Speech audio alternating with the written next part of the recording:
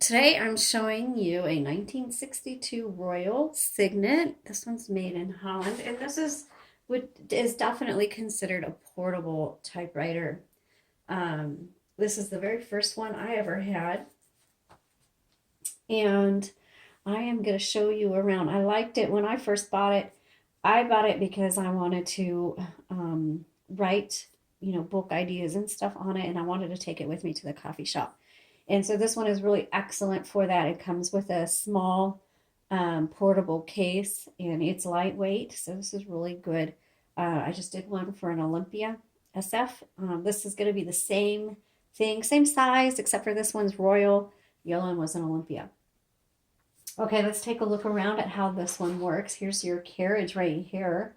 And to set your margins, you just got to press and move, okay, where you want. Your paper holder is right there. I'll go ahead and leave that up. And then there's a paper guide on this one, and that just helps you keep your margins consistent. So you just load your paper in the same spot every time. Just like the Olympia, the levers are reversed from Smith Coronas. So the front is going to be your carriage release. The back is going to release your paper. I happen to have the carriage lock on this one. So if I were to,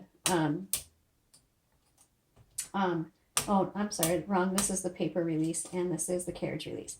So that's not going to go anywhere because I have the carriage lock. And the carriage lock is right here. And so we're going to flip that up and you can hear it unlock. And then now, there the carriage has been released and you can hear the bell on that. Let's go ahead and load the paper.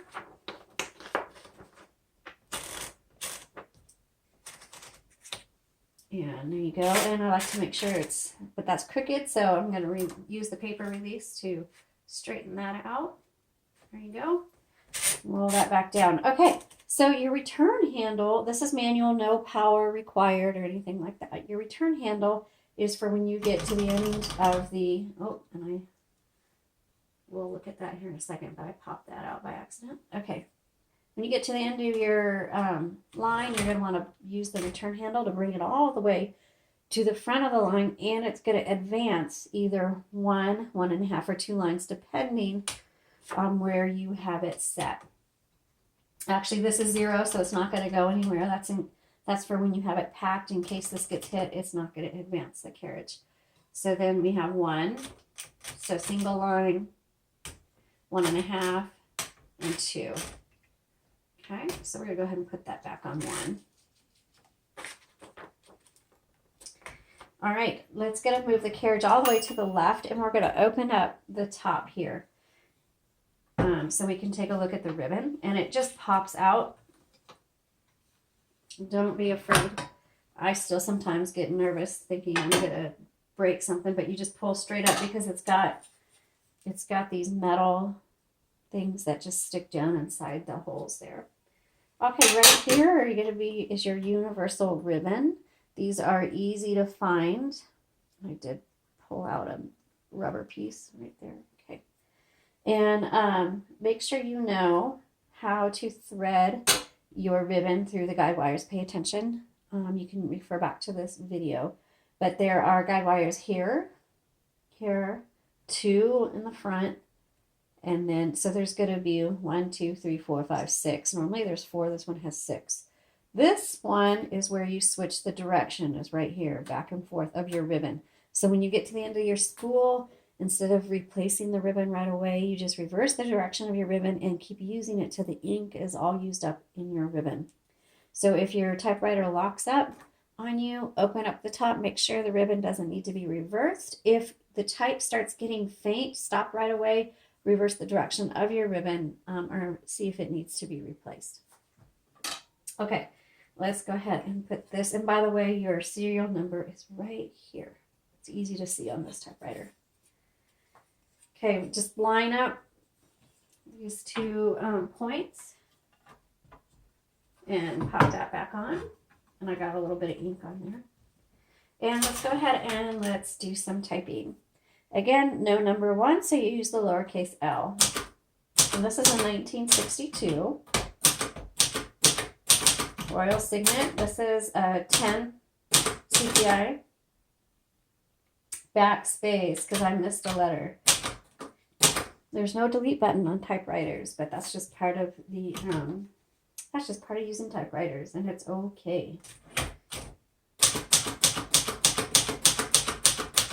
This is your margin release, so in case you get to the end and you have a couple characters left. Most margin releases have an MR. This just has the double arrow. This typewriter in particular types extremely well.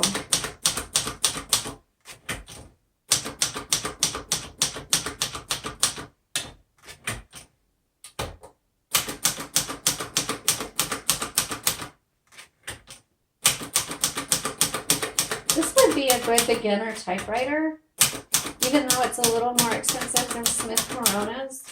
It's just a good one to get started on. It's easy to type on.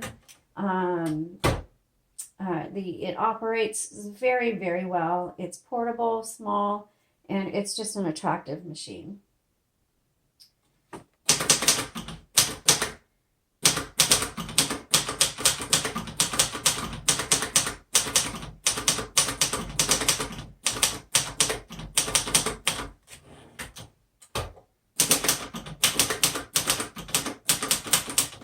Backspace.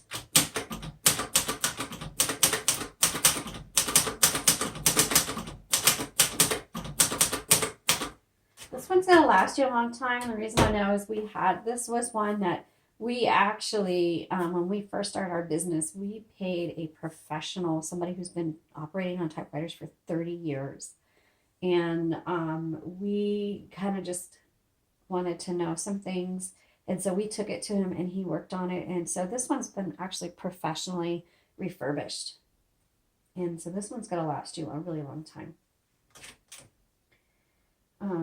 Oh, and your color selector is on the right side. So I'm going to try out our red ribbon.